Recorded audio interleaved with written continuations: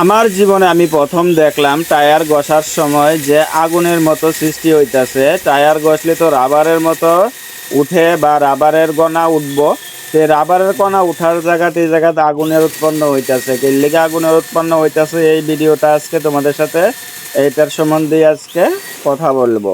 তো বন্ধুরা, এটা আগুনের উৎপন্ন হওয়ার কারণটা হইতাছে এই যে লিডটা আমি সারাইতেছি, এই লিডটা কিন্তু অনেকটাই বড় হয়ে গেছে। বড় ধরনের একটা লোহা ঢুকছে এটার মধ্যে, রড রড বলতে ওই বইটারে রডের মানে বড় একটা রডের টুকরা ঢুকছে, ঢোকার কারণে কিন্তু চিত্রটা অনেকটা বড় হয়ে গেছে। তো বড় হওয়ার কারণে আছে না বন্ধুরা, এটার মধ্যে যে টায়ারের মধ্যে তো সবাই জানো কম বেশ গুণা দিয়া কিন্তু বানানো হয়। তো টায়ারের গুণাটুনাও বেড়ে গেছে বন্ধুরা, বুঝছনি বন্ধুরা। তো এই গুণার বাইরানোর কারণে কিন্তু মেশিন দিয়ে যে সময় ঘষানো হয়েছে তখন কিন্তু আগুনের উৎপন্ন হয়েছে। কারণ পাথরে আর লোহা এই যে সময় ঘষাঘষি হইব তখন তো আগুন উৎপন্ন হইবই।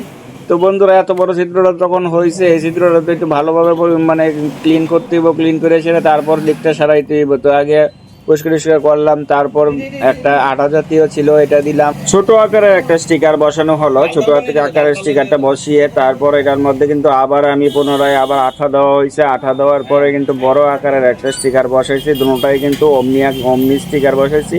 অমনি আমি আঠাটাও যে ইউজ করতেছে এটাও কিন্তু অমনির আঠা, আমি সবকিছু অমনিরই ইউজ করি। তো অমনির যে আমি ইউজ করি সে ব্র্যান্ড ভালো না খারাপ এটা কিন্তু অবশ্যই বলবা বন্ধুরা। আমি কম দামি বা খারাপ জিনিসটা কাস্টমারকে দেই না, ভালো জিনিসটা দেওয়ার চেষ্টা করি। কারণ ওরা তো টাকা দিয়ে করতেছে, খারাপ জিনিসটা কেন দেবো ওদেরকে, ভালোটা দেওয়ার চেষ্টা করি সবসময়।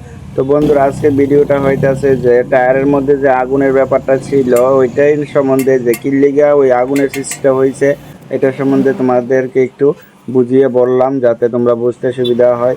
আর যারা যারা জানো তারা তো ভালো কথা, যারা না জানো তারা কিন্তু আমার ভিডিও থেকে শিখতে পারলা যে কি রকম ভাবে টায়ার থেকে আগুনটা ধরার কারণটা কি, কি কারণে এই আগুনটা ধরে, যে তারা না জানো আর কি। আর বিশেষ করে যে তারা টায়ারের কাজ করে তারা তো জানবাই। তো বন্ধুরা, ফাইনালি তোমরা তো কাজটা দেখছো আমি কি করে করছি। তো কাজটা যদি সঠিক হয়ে থাকে তাহলে অবশ্যই একটা লাইক করবা, আর কাজটা যদি ভুল ভ্রান্তি হয়ে থাকে তাহলে কিন্তু অবশ্যই কমেন্টের মাধ্যমে জানাই দিবা। ঠিক আছে বন্ধুরা, টাটা।